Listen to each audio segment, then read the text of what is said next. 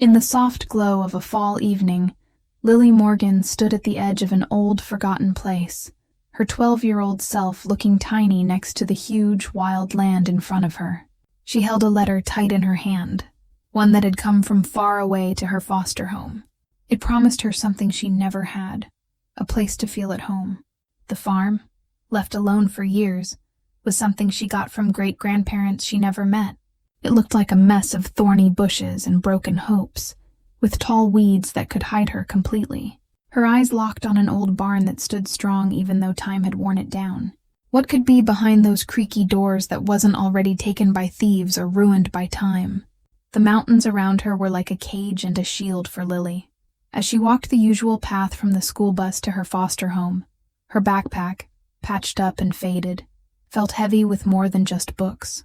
It held everything that was really hers: a worn-out copy of The Secret Garden, a chipped snow globe from her parents, and now the papers about her new land. It had been 5 years since the car crash that took her parents on a rainy mountain road. 5 years of moving between homes, each with different rules and letdowns. The Crawfords, her current foster family, weren't mean or nice. They just lived in her world, taking their monthly check and giving her a bed and food. "They won't even care if I'm gone for a few days," Lily whispered, kicking a small rock as she got close to the beat-up trailer she had to call home. Inside, Mrs. Crawford was glued to the TV, her face lit up by the screen, not caring much. "That you, girl? Dishes need washing. No hello, no asking about school, just chores." "Yes, ma'am," Lily said, sneaking past to hide the letter under her thin mattress before heading to the sink full of breakfast dishes. That night, while the Crawfords argued about money in the next room, Lily slipped out the back door and crossed the scruffy yard to the little house next door. Unlike the Crawfords' messy place, Miss Abernathy's cottage had bright flower boxes full of tough mountain flowers, their colors standing out against the dull land. The old lady opened the door before Lily could knock. "Saw you coming, sweetheart. Hot chocolate's ready." Inside, wrapped in cozy blankets and the smell of cinnamon, Lily felt a little less tense. Mrs. Abernathy had been her one steady friend since she came to the Crawfords 18 months ago. "Something's different," Miss Abernathy said, setting down a chipped mug of cocoa. "I can tell." Lily pulled out the crumpled letter. "Got this yesterday. It's from a lawyer." Mrs. Abernathy's stiff fingers smoothed the papers. Her lips moved quietly as she read, her eyes getting big behind her glasses. "Land, child? This is big. Your great-grandparents' property. I didn't know you had family in Harlan County." "Me neither," Lily said. Mom never talked about her grandparents. "Families can be tricky," Mrs. Abernathy sighed. "But land, that's real, something no one can take." She looked at the papers closer. "Says you're the only heir. Taxes are paid up for next year from an account. It's yours, fair and square." "But I'm 12, Lily said, feeling the weight of it. "The state keeps it safe till you're 18, but you can visit it, get to know it," Mrs. Abernathy said, taking Lily's hand. "Child, you've got roots now." "Roots?" The word stuck in Lily's head as she stared into her cocoa. She'd been tossed around so long. "I want to see it," she said suddenly, looking up with fire in her eyes. "I need to know." Mrs. Abernathy nodded slowly. "The Crawfords won't take you. They don't care enough to stop you either." She studied Lily for a moment. "I still drive, you know. Not far, but Harlan County's only 3 hours away." Hope, risky and delicate, grew in Lily's chest. "Would you really?" "We'll go Friday," Mrs. Abernathy said, her eyes sparkling with a plan. "I'll tell the Crawfords you're helping me with a church project. My old Buick still runs okay for her age." For 2 days, Lily went through her routine in a fog, packing and repacking her worn backpack with stuff she'd need. Friday morning came with fog hugging the mountains and dew shining on spider webs between fence posts. Mrs. Abernathy's old Buick roared to life as Lily climbed in, her whole world in one backpack. "I can only stay 3 days," Mrs. Abernathy warned as they drove off. "My arthritis won't let me do more, and my cat needs feeding." 3 days is enough to start," Lily said, watching the only place she'd known fade behind them. The mountains let go slowly, the road twisting like it didn't want to say goodbye. Ahead was something unknown, a gift from strangers. But for the first time since losing her parents, Lily felt something pulling her forward, stronger than what held her back. Daylight showed what the dark had hidden. The property covered almost 15 acres, with woods on 3 sides and a winding creek on the 4th. Nature had taken over. Tall grasses waved where crops used to grow, and young trees sprouted in old fields. Lily stood at the end of the overgrown driveway where Mrs. Abernathy dropped her off, promising to come back in 3 days. The old lady gave her a cooler of food, a flashlight, and an old cell phone before driving away. "This is mine," Lily whispered, feeling what it meant to own something. The farmhouse was 100 yards from the road, a 2-story building with a sagging porch and boarded windows. Beyond it was the old barn she'd seen the night before, its gray wood somehow standing strong. Walking to the house felt like stepping back in time. Each step through the tall grass showed forgotten things. A rusty tricycle, a broken mailbox, a tipped-over bird bath half buried in dirt.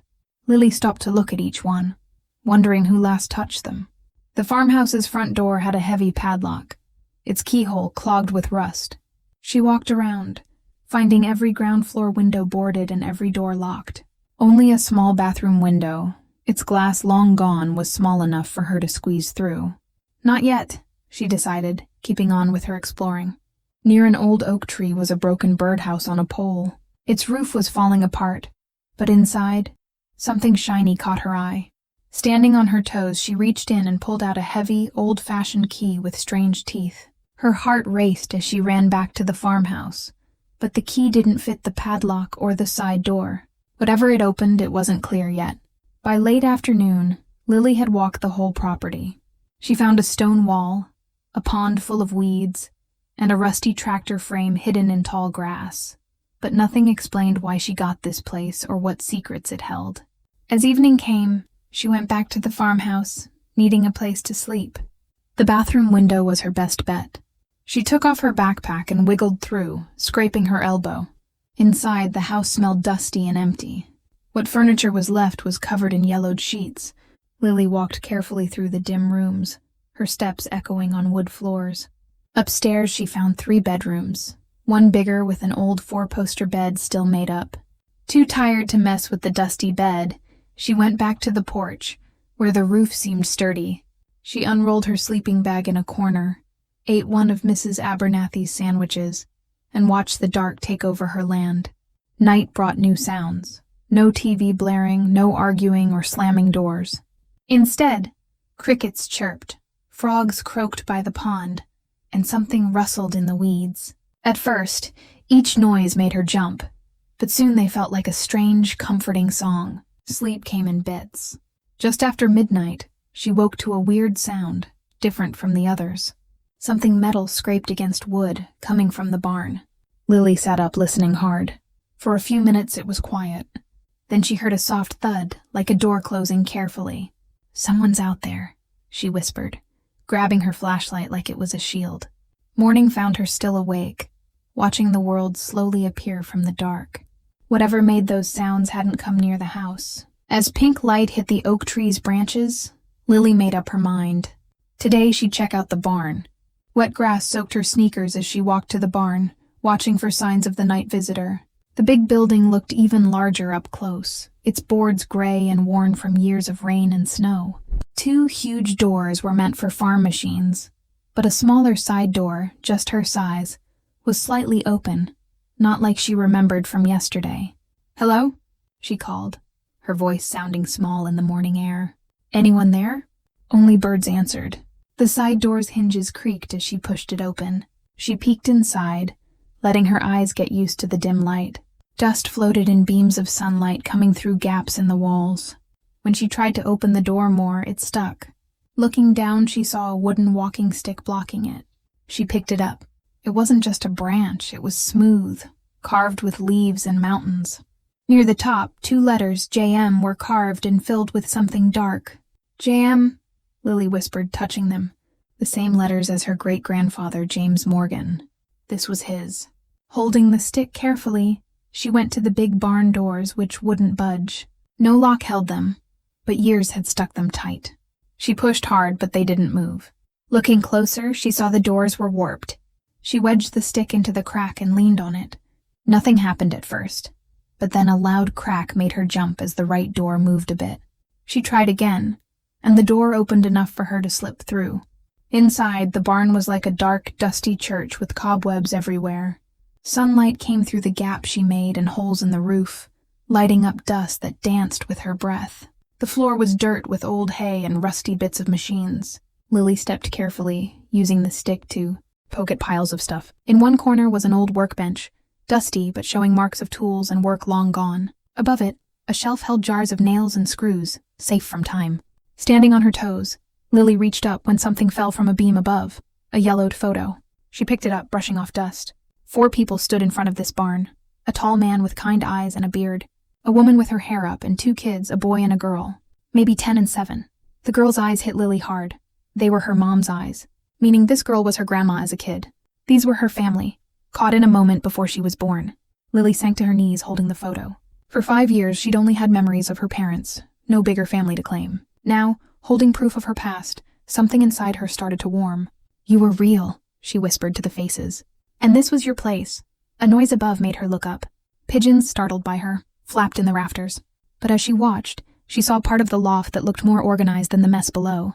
With the stick in hand, she found a ladder with some missing rungs but strong enough to climb. She went up, pulled by a feeling that something important was there. The loft wasn't as exciting as she hoped. What looked organized was just roof pieces that had fallen neatly. After searching and getting only splinters, she climbed down, disappointed. Back on the main floor, she decided to be more careful. She split the barn into sections in her mind, checking every corner. In the southeast corner, her stick hit something that sounded hollow and metal. Kneeling, she brushed away old hay and found fresh animal droppings. Not old, but new. "Something's living here," she murmured, sitting back. "Maybe raccoons or possums." She cleared more carefully and found wooden boards that didn't match the dirt floor. Clearing more, she saw a pattern. A 6-foot square of boards, like a floor inside the floor. "A trapdoor," Lily whispered, excited. She cleared the last of the hay and saw a clean, well-made square of smooth boards with an iron ring in the middle. Her heart raced as she pulled the ring, but it didn't move. She pulled harder with both hands, but it stayed shut. Looking closer, she saw a fancy lock with multiple parts, not a simple keyhole. "This is what the key's for," she said, pulling out the rusty key from the birdhouse. But when she tried it, the key didn't fit. The teeth were too simple for this lock. Whatever was under there, her key wouldn't open it. Standing, Lily brushed dirt off her jeans and thought about what to do. The sun was higher now, lighting up the barn more. In the better light, she saw faint footprints in the dust, not hers, leading from the side door to the trapdoor. Someone else knew about this place. Someone who'd been here recently, maybe last night. A chill ran up her spine. She wasn't alone. Moving carefully, she kept exploring the barn. Near the workbench, she found a big boot print in soft dirt, with a circle pattern, not like her small sneakers. As she looked at it, a shadow fell across the barn door. Lily froze, then stood slowly, gripping the stick tight. An old man stood in the doorway, thin and worn like the barn, wearing overalls, a flannel shirt, and a straw hat despite the warm day. His eyes studied her with suspicion and curiosity. "This place has been empty for 30 years, he said, his voice rough with age. "Now twice in a week I find people snooping." Lily swallowed, feeling how alone she was. A 12-year-old on empty land far from anyone who'd miss her. "I'm not trespassing," she said, lifting her chin. "This place is mine," the man snorted. "Is that so? And who are you, little Miss Owner?" "Lily Morgan," she said, her voice stronger than she felt. "James Morgan was my great-grandpa. I inherited this land." The man's face softened, his eyes surprised. "Morgan's kin," he said quietly, almost to himself. He stepped inside, moving slow like his joints hurt. Lily saw he carried a mason jar with something dark inside. "Name's Jenkins," he said. "Hank Jenkins. I've been watching this place since your folks left." His eyes fell on the stick in her hands, and he looked like he recognized it. "Looks like we need to talk, young Morgan." Mr. Jenkins sat on an old bucket, his knees creaking. He put the jar on a shelf, it was dark preserves, and looked at her closely. "You've got your grandma's look, the way you hold your chin," he said. Lily loosened her grip on the stick but stayed cautious. "Did you know them well? My great-grandparents?" "James and Eleanor Morgan were good folks, honest as can be," Mr. Jenkins said, nodding at the stick. "I see you found James's stick." He carved it himself. "Had a real gift with wood. The JM is for James Morgan," Lily said, looking at the letters. "That's right. Your great-grandpa could make anything with his hands. Furniture, toys for kids at Christmas, never charged what it was worth." Lily stepped closer. "What happened to them? Why'd they leave?" Mr. Jenkins looked up at the rafters. "That's the big question. One day they were here, the next gone. Packed up overnight, left almost everything." "When was this?" "Summer of '87. Your grandma, Catherine, James's daughter, had already moved away, married, and gone to Ohio, I think. Lily tried to piece it together with what little she knew about her family. Her mom, Emma, hardly talked about her parents, just that they died young. No one mentioned great-grandparents or this land. No one's lived here since they left. Not a soul, Mr. Jenkins said. Taxes kept getting paid from some account, but the place just sat. Locals thought the Morgans would come back. After 10 years, people gave up hoping. He reached for the jar. Blackberry preserves. My wife makes them every summer. Thought you might be hungry, camping out here alone. The kind gesture made Lily's throat tight. She took the jar with a quiet, thanks. You said you saw people here twice this week. Who else was here? Mr. Jenkins's face darkened. A guy in a fancy suit asking questions. Said he was from some investment company wanting to buy the land. I told him it wasn't for sale as far as I knew. When was this? 3 days ago. Didn't like him. Too slick, like a TV salesman. He nodded at the trapdoor Lily found. I see you found that. Lily glanced at it. Do you know what's down there? Root cellar, I figured, he said, scratching his chin. James was private about some things. Had his workshop down there. Wouldn't let anyone in, not even me, and we fished together 20 years. I found a key in the birdhouse, but it doesn't fit this lock. Mr. Jenkins nodded. James was clever with puzzles. Said, what's worth protecting is worth protecting well. Lily looked at the trapdoor. What was he protecting? That's the mystery, young lady. Mr. Jenkins stood slowly. Your great-grandpa was well-liked, but there were rumors. What kind? That he was hiding something valuable. Maybe gold from the creek, or something inherited from a rich client. Just talk. But when they left so fast, the rumors grew. No one ever found the truth. He adjusted his hat. That guy in the suit was real curious about the barn. Asked if there was a cellar. Lily felt cold despite the warm day. What did you tell him? Said I wouldn't know, which is true. I've never been down there. He looked at her steady. But your family. If there's something down there, it's yours. He pulled out a folded paper and gave it to her. My place is over the hill to the east. Red mailbox, can't miss it. If you get in trouble, come find me. Or if you want a real meal. Lily opened the paper. A hand-drawn map to Mr. Jenkins's house. Why are you helping me? She asked softly. Mr. Jenkins smiled. James Morgan would have done the same for my family. That's how we do things here. As he turned to leave, he stopped. Word of advice. Whatever your great-grandpa hid, others have been looking for it a long time. Be careful who you trust. That night, a breeze whispered through cracks in the farmhouse walls. Lily moved her sleeping bag inside to a small room with a view of the barn. Mr. Jenkins's warning about the visitor made the porch feel too open. Sleep was hard. Every creak of the old house made her jump, her hand tight on the flashlight. Its batteries were weak, the light dim when she tested it. A new sound woke her fully. Footsteps on gravel. Her heart pounded as she crept to the window. The faint moonlight showed a tall adult figure in a long coat moving toward the barn. Her gut told her to hide, but something stronger, a need to protect her land, pushed her to the door. She slipped on her sneakers, grabbed the flashlight, and eased open the back door. The hinges squeaked, making her freeze. When nothing happened, she stepped out. The figure was at the barn side door now, its flashlight beam much stronger than hers. Hiding behind a big bush, Lily watched as the person pushed the door open and went inside. She counted to 30, then crept across the yard, staying low in the weeds. At the barn door, she paused. The smart thing would be to run to Mr. Jenkins, but that'd take too long. The intruder might be gone. This was her place. She had a right to know who was here. She pushed the door just enough to slip in. A flashlight beam swept the barn floor, heading straight for the trapdoor. Lily ducked behind an old trough, making herself small. She could only see the intruder's legs, dark pants and boots with the same circle pattern she'd seen before. The light focused on the trapdoor, and she heard a quiet curse. The person knelt, setting down a bag. Metal tools clinked softly. Where is it? A man's voice muttered. Has to be here. The voice sounded city-like, not like Mr. Jenkins or the locals. This was probably the suit guy Mr. Jenkins mentioned. For 20 minutes, Lily stayed still, her muscles aching as the man worked on the trapdoor lock. He stopped. Sometimes checked something, then tried again. His frustration grew, his movements harder, his sighs louder. Finally, he gave up. Not happening tonight, he muttered, gathering his tools. His flashlight swung toward Lily's hiding spot. She pressed against the wall, holding her breath.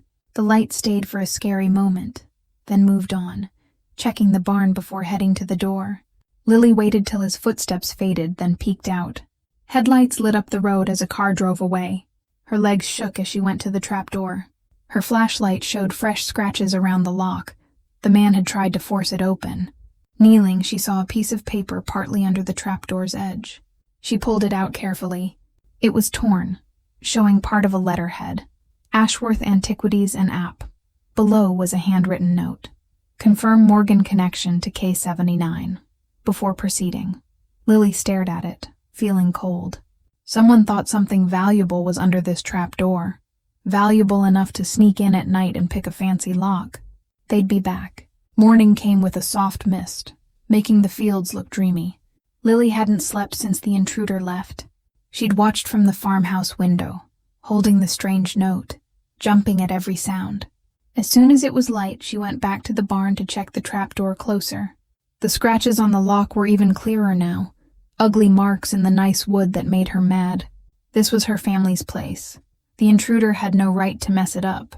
Kneeling by the trapdoor, she ran her fingers along its edge. The work was amazing. The seam was almost invisible when closed. Her great-grandpa was really good.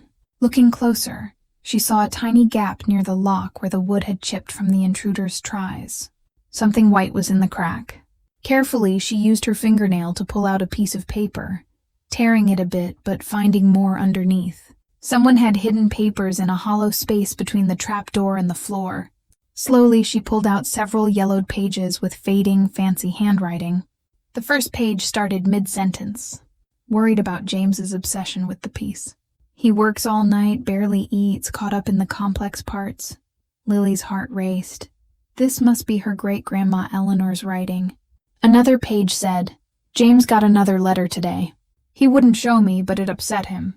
He spent hours in his workshop under the barn. When he came out, he talked about responsibility and keeping safe what was trusted to us. I'm scared this job is more than just work. Lily laid the fragile pages on a clean spot of floor. There were 7, not in order. The journal they came from must have had more.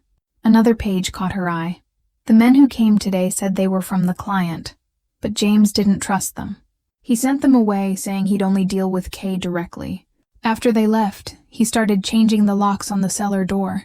What we protect well, he told Catherine when she asked. Lily's breath caught. 2 keys. She looked at the rusty key from the birdhouse. Was it 1? Where was the second? Another page made her gasp. James hid the finished piece where no one will find it without both keys and knowing how to use them. He burned all his notes and drawings. When I worried what would happen if something happened to us, he smiled and said, Blood will find blood. Eleanor, when the time is right, what's below will come back to family. Blood will find blood, Lily whispered, shivering. Did her great-grandpa know she'd be here one day, solving this mystery? The other pages mentioned what lies beneath and the duty to protect it, but didn't say what it was. The last page had a big clue. James changed the music box he made for Catherine's 16th birthday. It now has 2 purposes, a family treasure and part of the safeguard. He said it must stay in the family. A music box. Lily sat back, her mind racing. If it was for her grandma Catherine, it wouldn't be here. It'd be with her when she moved. Unless they left it behind when they left so fast. She tucked the journal pages in her pocket with the key. The farmhouse, which she'd only glanced at before, needed a closer look. If they left in a rush, maybe they forgot more than these pages. The music box might be in the house, maybe with the second key. The farmhouse felt different now. Not just an old building, but a place holding family secrets. Lily searched every shelf, cupboard, and drawer. Most were empty, with only dust and faded wallpaper where pictures once hung. The kitchen had a few chipped plates and random utensils too worthless to take. A bedroom closet had a rusty wire hanger. The bathroom cabinet had an old aspirin bottle, its label unreadable. If they left fast, they might have missed something, Lily muttered, tapping walls like in movies to find hidden spots. By afternoon, she'd found little. A marble under a vent, an umbrella in a closet, some old receipts behind a drawer. Nothing about a music box or key. Not giving up, she went upstairs. The stairs creaked but held. 3 bedrooms were off a hallway, a big one and 2 smaller ones for kids.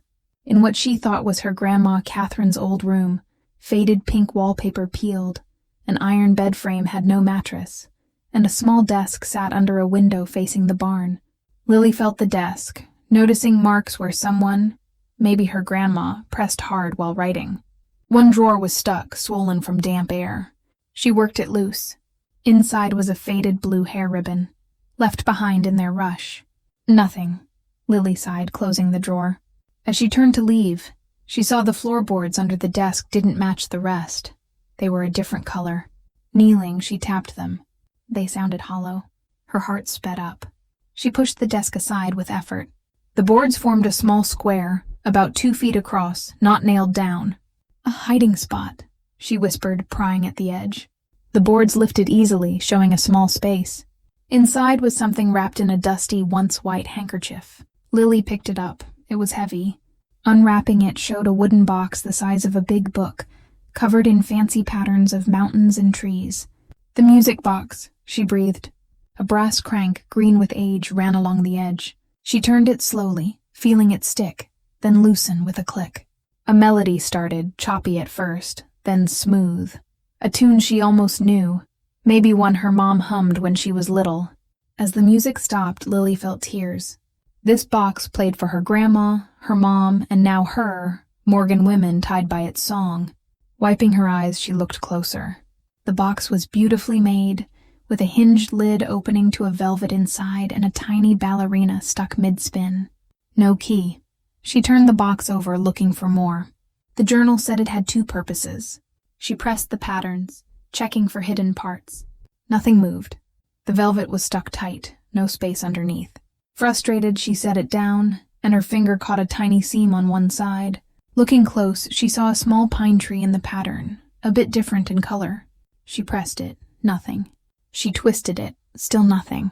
On a whim, she pressed it while playing the music. A soft click and a panel slid open 1/2 inch. Holding her breath, she opened it fully, revealing a tiny space. Inside, on faded blue velvet, was a small, fancy key with complex teeth, and under it, a yellowed photo of a young woman holding a baby, with Catherine with Emma written on the back, her grandma and mom. Hugging the music box, Lily ran to the barn, the second key safe in her pocket with the first. The afternoon sun made long shadows as she pushed open the barn door, her heart pounding. The trapdoor waited, its lock making sense now. 2 keys used in order. Kneeling, she looked at both keys in the dusty light. The birdhouse key was bigger, simpler. The music box key was smaller, with fancy teeth. "Which goes first?" she muttered, studying the lock. It had 2 keyholes, one partly hidden by a plate. She tried the big key in the open hole. It fit but wouldn't turn. The small key wouldn't go in. "There's a sequence," she said, remembering the journal. She cranked the music box, hoping the tune would help. As it played, she noticed a pattern in the notes. She tried the big key again, turning it with the music. Right, left, right. Something clicked, and the plate moved, showing the second keyhole. "That's it," she said, putting the small key in the new hole. It turned right, needing almost 2 full spins before a loud thunk. Gears moved, plates shifted, and the trapdoor lifted a bit. Lily pulled it open, revealing wooden stairs going down into the dark. The air smelled old, like wood and metal and something strange. Her flashlight's weak beam showed only a few steps before the dark swallowed it. She paused, knowing how risky it was to go down alone. What if the stairs broke? What if she got stuck? Her eyes fell on the music box. Her great-grandpa made this. "Family doesn't trap family," she whispered, remembering, "Blood will find blood." Before she could rethink, she stepped onto the first stair. It held. She tested the next, then the next. The wood was old but strong, her great-grandpa's work. Counting steps, 12, 13, 14, she reached a dirt floor and a short tunnel. Her foot caught a folded paper. She opened it. A map of tunnels and rooms under the land, bigger than she thought. One room was labeled workshop, another storage, and a small one had just a circle with a cross. At the bottom, in her great-grandma's writing, was a note. "If needed, the eastern tunnel leads to the creek bank. The stone with the carved fish marks the exit." An escape route? Why would her great-grandpa need that? A soft sound like breathing came from the tunnel ahead. Her flashlight died. Lily froze, her breath stuck. The breathing stopped too. Silence held for a moment, then a scratching sound and a match flared. In its light, she saw Mr. Jenkins's face, as shocked as hers. "Good heavens, child," he said, his match lighting her wide eyes. "Nearly scared me to death." Relief hit Lily. "Mr. Jenkins, what are you doing here?" He lit a lantern, its warm light filling the tunnel. "Could ask you the same, but you've got more right to be here." He nodded at the music box. "I see you found Catherine's box and the key inside." Lily's eyes narrowed. How'd you know about the key? Mr. Jenkins sighed, setting the lantern down. Your great-grandpa James was my best friend. He told me some things. Not everything, but enough to watch this place if something happened to him. So you knew about the workshop? The tunnels? Knew they were here. Never came down till today. He pointed to dirt on his overalls. After we talked, I got worried about that suit guy. Thought I'd check things out. How'd you get in? The lock needs both keys. He shook his head. Use the creek entrance, the one with the fish stone. James showed me once. Said it was for emergencies. He looked at her in the lantern light. You've got questions I can't answer, but I know someone who might. The town librarian, Miss Abernathy. No relation to your Mrs. Abernathy. Marjorie's been librarian 40 years. She knows the local stories and rumors about your family. Lily hesitated, wanting to explore more, but knowing answers mattered. The workshop's been sealed 30 years, Mr. Jenkins said. Another day won't hurt, but if that suit guy comes back, you'll want to know what he's after. His words made sense. How far's the library? About 2 miles into town. My truck's acting up, but it's a straight walk down the main road. They closed the trapdoor, Lily tucking the keys and music box in her backpack. The afternoon sun was low as they left the barn. I'll watch things here, Mr. Jenkins said. You go talk to Marjorie. Tell her Hank Jenkins sent you. The walk to Millfield, a name on a faded sign, took an hour. The town had a main street with old shops, many empty. The library was in a brick building, once the town hall, with big columns and arched windows. Inside, it smelled of old books and polish. A gray-haired lady with cat-eye glasses looked up from the desk, surprised to see a kid. Can I help you, dear? She asked, her voice soft like the mountains. Are you Miss Abernathy? Hank Jenkins sent me. I'm Lily Morgan. The lady's eyebrows shot up. Morgan? James and Eleanor's kin? Lily nodded. Their great-granddaughter. The librarian studied her, then pointed to a door marked Local History Room. We've got things to talk about. The room had filing cabinets, map drawers, and cases with local stuff. Miss Abernathy locked the door and closed the shade. People wondered when a Morgan would come back, she said, pulling a box from a cabinet, though most expected someone older. She opened it, showing old newspaper clippings. Your great-grandpa was kind of a local hero, a master craftsman making fancy furniture and clever gadgets. She spread out clippings. Headlines stood out. Local artisan picked for big job. Morgan's work draws rich clients. Mystery around family's sudden exit. One from August 1987 caught Lily's eye. Morgan family leaves Millfield overnight. Treasure rumors grow. It said the Morgans left without goodbyes, leaving their place mostly untouched. Locals guessed about money troubles or threats. Some said James hid something valuable that no one ever found despite people sneaking in to look. People love a mystery, Miss Abernathy said, seeing Lily's interest, especially with treasure hints. Was any of it true? Lily asked carefully. The librarian's eyes twinkled. James got a big job for something valuable right before they left. That's true. The client was Russian, and it was super secret. She showed a photo of a young Hank Jenkins with a bearded man, James Morgan, smiling by the creek. Your great-grandpa told few people about his work, Miss Abernathy said, but everyone knew his workshop needed 2 keys to get in. He called it his dual custodian system. Evening shadows grew long as Lily left the library, her head spinning with new info. Miss Abernathy knew a lot, but there were still questions.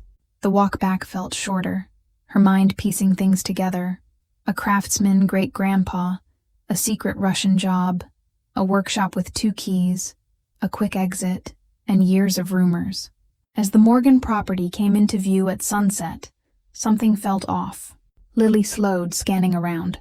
The farmhouse was quiet, but a movement near the barn caught her eye. She ducked behind an oak tree, heart racing. A shiny black car, not Mr. Jenkins's truck, was half hidden behind the barn, its plates muddy. A tall man came out of the barn with a crowbar, wearing dark pants and a dress shirt with rolled-up sleeves. The suit guy from last night. Lily crouched lower, thankful for the tall grass. Should she run to Mr. Jenkins? His place was close, but the man was in the way, and running might get her seen. The man went into the farmhouse. Soon, Sounds of stuff being moved and boards being pried up came out. He was wrecking her place, looking for what she'd already found. Anger pushed out fear. This was her family's legacy. But she stayed hidden. A 12-year-old couldn't take on a grown man. From her spot, she saw the farmhouse and barn. The trapdoor was closed, the keys safe in her backpack. He wouldn't find what he wanted without them. A crash from the house showed he was getting mad.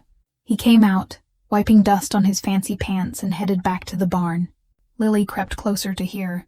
He was on his phone. "Nothing in the house," he said, his voice fancy but tense. The old man was wrong about where it's hidden. He paused, listening. "No, I'm sure no one's been here. Place is empty." Another pause. "The barn has a cellar or something, but I can't get in. The lock's weird." Lily leaned closer. "The Morgan file mentioned a dual-key system, but I found no keys." He kicked the ground, mad. This was supposed to be easy. The Morgan heirs are gone. No one's claimed this place in years. Lily's foot snapped a twig, loud in the quiet. The man spun, scanning her spot. "I'll call back," he said, hanging up. "Who's there?" he called, stepping toward the trees. Lily pressed to the ground, not breathing. He came closer, about 20 feet away. "I know someone's there," he said calmly. "Come out and we can talk. No need for trouble." A movement to the east caught their eyes. Mr. Jenkins' straw hat as he came over the hill. The man cursed, recognizing him, and ran to his car, driving off fast. Lily waited till the engine sound was gone, then stood. Mr. Jenkins saw the car and hurried over, out of breath. "You okay, child?" he asked, worried. "Was that him? The suit guy?" Lily nodded, brushing off dirt. "He was searching the house and tried the barn. I heard him say something about a Morgan file and that the heirs are gone." Mr. Jenkins's face got serious. "He doesn't know about you, then. That's good. But who is he? What's he want?" "Someone who knows, or thinks he knows, what my great-grandpa hid," Mr. Jenkins said, looking at the tire tracks. "And he's got money. That was a fancy car. He'll come back, won't he?" Lily asked, already knowing. "Probably, but not tonight with me here." He put a hand on her shoulder. "Come on, you're staying with me tonight. Eleanor would never forgive me if I left James's great-granddaughter out here with that guy sneaking around." As they walked to Mr. Jenkins's place, Lily saw a muddy boot print by the barn door, matching the one inside. The intruder was back, just as she feared, and he knew about the underground space. Mr. Jenkins's house sat on 5 tidy acres near the Morgan land. Unlike the farmhouse, his small home felt lived in, with flower beds and a clean porch with rocking chairs and geraniums. Inside, it smelled of tobacco and something cooking. He showed Lily to a guest room that used to be his daughter's. "Nancy's in Raleigh now, with 2 kids," he said, fixing the quilt on a small bed. "She visits at Christmas, but this room's mostly empty." While Mr. Jenkins made beef stew and cornbread, Lily looked at photos on the living room mantel. Family pictures, kids and grandkids. One stood out, a faded photo of 2 young men by a new barn. One was a younger Mr. Jenkins. The other, bearded and strong, was her great-grandpa. "That was summer of '64, Mr. Jenkins said, coming up behind her. "We built that barn together, me and your great-granddaddy. Took 3 months." Lily held the frame. "You were friends a long time, since we were boys. Neighbors, served in the army together, started families side by side." He waved her to the kitchen table. "James was like a brother." Over dinner, Mr. Jenkins told stories about her great-grandpa's woodworking, his quiet strength, and love for family. "Your great-granddaddy could make anything. Birdhouses, frames, then fancy furniture for rich folks by 30. But he loved mechanical puzzles best." "Like the trapdoor lock?" Lily asked. "Exactly. James thought anything worth keeping safe should be hard to get to. Drove Eleanor crazy. Had to solve a puzzle to open their china cabinet." As they washed dishes, Lily asked, "Mr. Jenkins, do you know what he hid in the workshop? Something so valuable they left everything?" He paused, drying his hands slowly, then pointed to the living room. "There's something I need to show you." From a desk drawer, he took a key ring and opened a wooden cabinet Lily thought held hunting gear. Instead, it had a small safe. "James gave me this the day before they left," he said, turning the dial. "Told me to keep it safe till the Morgan came back." The safe opened. showing a sealed envelope marked "For family only" in her great-grandpa's writing. "I never opened it," Mr. Jenkins said. "Wasn't my place." "But it's yours." Lily's hands shook as she opened it, pulling out papers. The top was a letter from August 12, 1987, days before the Morgans left. "My dear child, if you're reading this, blood has found blood, and you've found part of our family's legacy. I'm sorry for the secrecy and burden, but we had no choice." The letter said in early 1987, James was hired to fix a valuable mechanical object for a secret European collector. "Only when I started working did I see how important it was. Historically priceless. Something powerful people would do anything to get. Strangers came to Millfield, asking questions, then making threats. When the threats reached Eleanor and Catherine, James decided to leave everything, home, community, identity, to start over, taking only what they needed. The artifact stayed hidden where only family could find it with the keys and knowledge." The last part chilled Lily. "If you found this, you likely have the keys. With them comes a choice and responsibility. The artifact is ours legally with papers to prove it, but finding it will bring attention, some bad. Be careful. And remember, legacy is about character, not things." It was signed, "Your loving ancestor, James Morgan." "He never told you what it was?" Lily asked. "Never," Mr. Jenkins said. "Said it was safer if I didn't know. But that suit guy means trouble's back." Morning brought soft rain on Mr. Jenkins's guest room windows. Lily woke to coffee and bacon smells, confused at first, then remembering yesterday. Her backpack held the keys, music box, and letter. In the kitchen, Mr. Jenkins was cooking bacon. "Hope you're hungry," he said. "Thinking's better with a full belly." Over breakfast, they made a plan. The suit guy would likely return, maybe with help, so they had to get to the workshop and find what James hid before he did. "We gotta be careful," Mr. Jenkins said as they drove to the property in his truck, which started after some fuss. "That guy seems stubborn. He might have someone watching." They parked in trees and walked the rest of the way. The land looked calm in the rainy light, grass shiny with rain. In the barn, Lily knelt by the trap door, keys and music box ready. "I think I get how it works," she said, admiring her great-grandpa's work. "It's not just the keys, it's the order."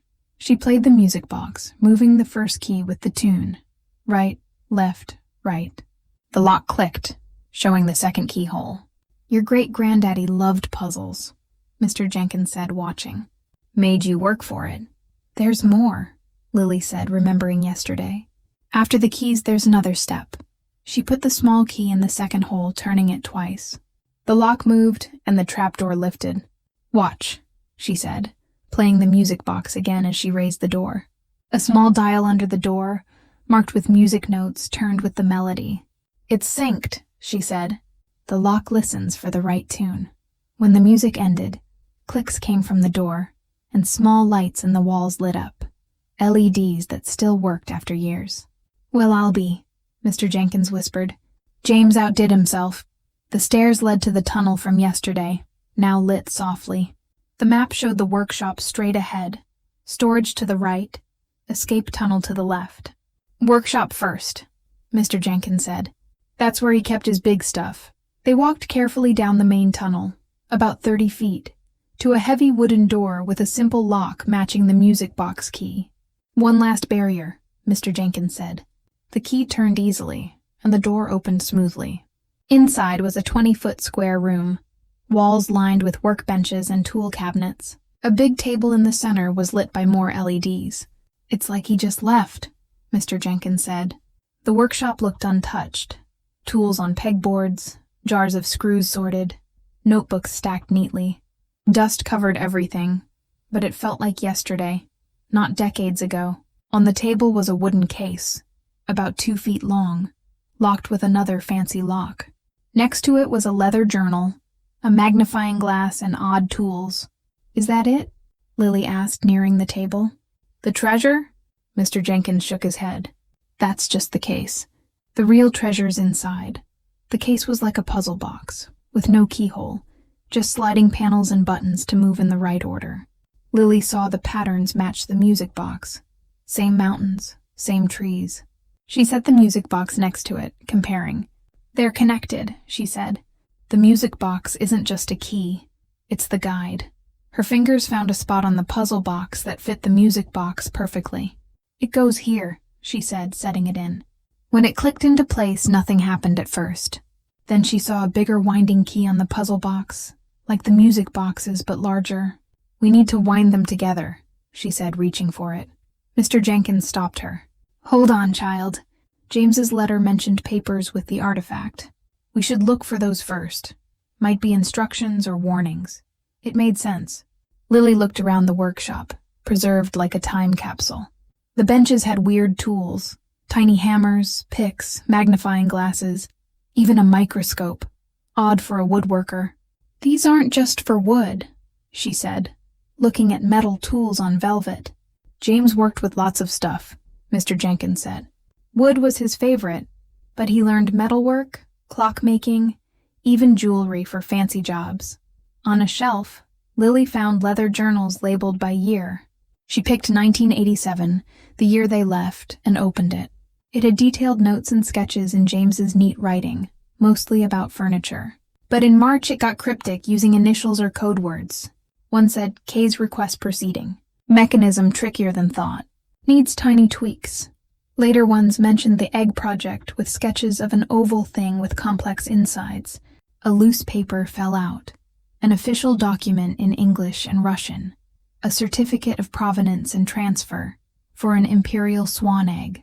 A Fabergé egg from 1901 for Tsarina Alexandra. It said ownership went from K. Petrov to James Morgan for fixing it and keeping it safe during tough times. Lily's hand shook as she gave it to Mr. Jenkins.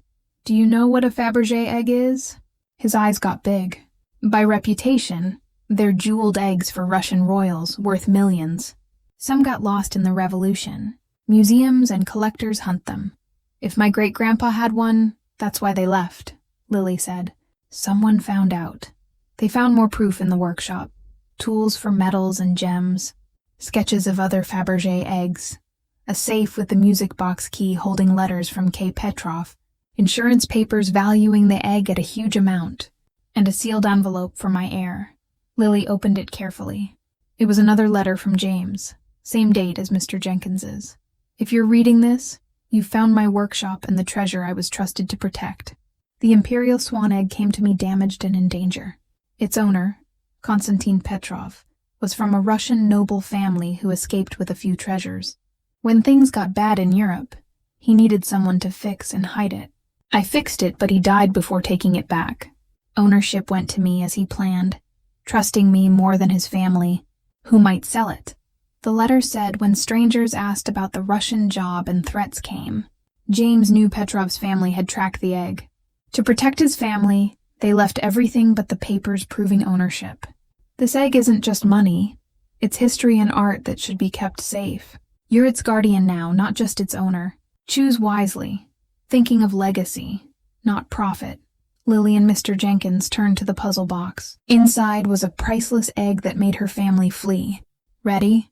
Mr. Jenkins asked. Lily nodded, turning the winding key. It clicked softly, and the music box played, its tune richer, helped by the bigger box. As the music ended, panels on the box slid open, showing gears and levers moving together. The lid lifted slowly. Inside, on dark blue velvet, was a 6-inch oval egg on a gold base, its pale blue surface sparkling with platinum and diamonds. Pearls dotted it, and a diamond star sat on top. "It's beautiful," Lily whispered, scared to touch it. "Like nothing I've seen," Mr. Jenkins said, amazed. The egg had tiny paintings of swans on a frozen lake, so real they seemed to move. A band of diamonds and sapphires circled its middle. "There's more," Lily said, seeing a small gold button. She pressed it, and the egg's top opened like a flower, showing a tiny swan in white gold and platinum, wings spread, on crystal water with diamond splashes. "The imperial swan egg," Mr. Jenkins said, matching the papers. Lily closed it carefully. "How much is it worth?" "Millions, but its history might be worth more. It's a lost egg the world doesn't know about. Now it's my job," Lily said, feeling its weight. They closed the box, which sealed itself, and gathered the papers. That suit guy knows or thinks he knows what's here, Lily said. The note mentioned Ashworth Antiquities. Probably dealers who don't care how they get rare stuff, Mr. Jenkins said. We need to lock this up before he's back. A creak from the barn door stopped them. They looked at each other, scared. Someone was in the barn.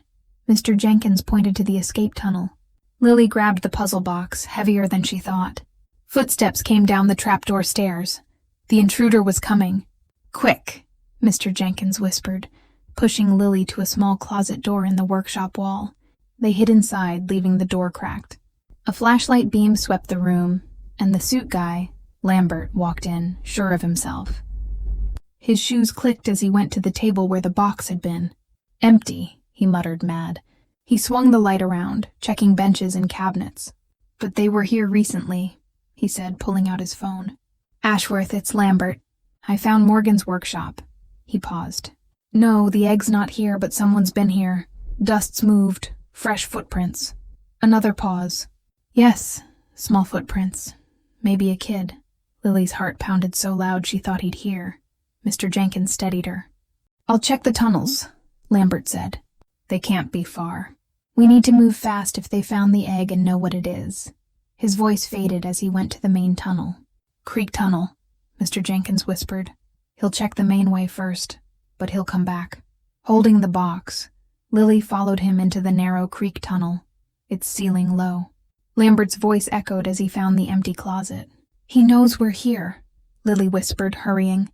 Almost there, Mr. Jenkins said. It opens by the big willow at the creek. After a few minutes, they reached a wooden door with a carved fish.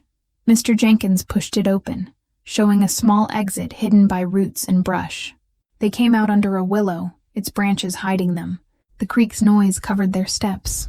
The barn was just visible, but they were hidden. My truck's close, Mr. Jenkins said. We can circle through the woods to avoid being seen. As they moved through the brush, Lily thought hard. The egg was real, a priceless piece of history her family had to protect. Should she hide it like her great-grandpa? Sell it for her future? Give it to a museum? And what about Lambert and Ashworth? They knew about the egg and would do anything to get it. After 20 minutes, they reached the truck, hidden in the trees. Lily kept the box on her lap as they drove. We need help, Mr. Jenkins said, taking back roads. Someone who knows about these things to check the egg properly. Who can we trust? Lily asked. Lambert's not the only one after it. I know someone, Mr. Jenkins said. Eleanor's nephew, your great-grandma's sister's son, is a professor of art history, 2 hours away. Robert would know what to do. Phone calls from Mr. Jenkins's house set a plan. Professor Robert Ellis came with a museum colleague, Dr. Miriam Chen, who knew Russian artifacts. By evening, they were at Mr. Jenkins's kitchen table, amazed by the egg. This is incredible, Professor Ellis said, turning the egg carefully with gloved hands. It's definitely Fabergé from around 1900. The swan inside works perfectly. Dr. Chen took photos. The swan was special to Empress Alexandra, a personal gift from the Tsar. They checked the papers Lily found. The certificate, Petrov's letters, ownership transfer. These are real, Dr. Chen said. The ownership chain is odd but legal. Konstantin Petrov was tied to the Russian court. He gave it to your great-grandpa. So it's mine? Lily asked, still shocked. Yes, Professor Ellis said. You're the Morgan heir. But this egg isn't just valuable. It's one of a kind historically. What should I do? Lily asked, looking at the adults. Dr. Chen spoke slowly. It's your call, but get more experts to confirm it, then keep it safe in a special place till you decide what's next. You could keep it, but it'd need big security, Professor Ellis said. Or sell it for millions, or loan it to a museum to share it while keeping ownership. A loud knock at the door stopped them. Mr. Jenkins peeked out, then turned, worried. It's Lambert, and he's got company. Through the window, Lily saw Lambert with an older man in a fancy suit and 2 police officers. They brought cops, Dr. Chen whispered. This makes it tricky. Not really, Professor Ellis said, pulling out his phone. If they want officials, we can play that game. He dialed. Catherine, it's Robert Ellis. I need your State Department contact for cultural artifacts now. As Mr. Jenkins opened the door, Lily held the ownership papers tight. Whatever happened, she wouldn't let her great-grandpa's trust be broken. The egg, hidden for years, was out, and Lily's life was changed forever. 6 months later, Lily stood on the Morgan farmhouse porch, her farmhouse, watching fall leaves twirl in the cleaned-up yard. The place had changed since that summer day. Grass was cut, flower beds fixed, the house painted bright blue with white trim. Inside, Mrs. Abernathy was busy in the kitchen, having come to help Lily settle in. She was amazed but thrilled by everything. She was now Lily's guardian, with Mr. Jenkins helping locally to meet court rules. That night at Mr. Jenkins's, things didn't go as Lambert and his boss, Victor Ashworth, planned. Professor Ellis's State Department contact brought FBI art crime experts, changing everything. With proof of Lily's ownership, Ashworth's claims fell apart, showing his shady business dealings. It was a whirlwind of experts and choices. With Professor Ellis and advisors, Lily made decisions her great-grandpa would have liked. The egg was now at the National Museum of American History, in a special exhibit about immigrant craftsmen, crediting James Morgan's work. It would come back to Millfield yearly for a new secure gallery in the library. The deal gave money for Lily's education and future through exhibit and merchandise funds. Not a fortune, but enough to fix the property and support her through college. The Crawfords gave up their foster rights fast when they learned about the property, scared of being checked for neglect. The judge happily gave guardianship to Mrs. Abernathy, with Mr. Jenkins's help, so Lily could stay tied to her roots. "Penny for your thoughts," Mr. Jenkins said, joining her with lemonade. "I was thinking how much has changed," Lily said, taking a glass. "6 months ago, I had nothing mine. Now I have too much," Mr. Jenkins laughed. "Your great-granddaddy would say there's no such thing as too much belonging, just too little sharing." Tires on Gravel announced Professor Ellis and Dr. Chen, here for a small party that night. It was the opening of the James Morgan School of Craftsmanship in the fixed-up barn, where kids could learn woodworking. The underground workshop stayed as James left it, with the tunnel secured. The egg's story brought attention to Millfield, helping the town that kept the Morgan land safe. At twilight, Lily stood in the barn center. Mrs. Abernathy and Mr. Jenkins talked with the professors. The librarian, Miss Abernathy, showed kids how to use old tools with a new instructor. On a workbench was the family photo Lily found, next to a new one of her, Mrs. Abernathy, and Mr. Jenkins by the farmhouse, a new family from Strange Events. Lily touched her great-grandpa's walking stick, its JM initials shining. "Blood will find blood," she whispered. Mrs. Abernathy put a hand on her shoulder. "What are you thinking, sweetheart?" Lily looked at the barn, the kids learning crafts, the adults who became her family.